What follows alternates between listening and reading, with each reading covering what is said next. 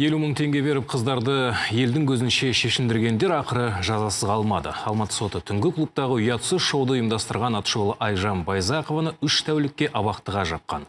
22 жастағы әлеуметтік желі жұлдызының масқара әрекеті сол әлеуметтік желілерде тарап жұрттың ашуын туғызған болатын. На утро тёлка, когда трезвеет, она жалеет. Ақша ұсынып қыздарды осылай тыр жалаңаш шешіндірген қылығы үшін Байзақова әкімшілік хаттама толтырып, қолына кісен салынған. Тентек қыз кінәсінде толық мойындапты.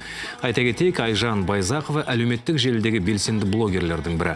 Ол парақшасына жалаңаш суреттер жүктеп, тікелей эфирде түрлі әдепсіз қылықтар жасаумен танымал.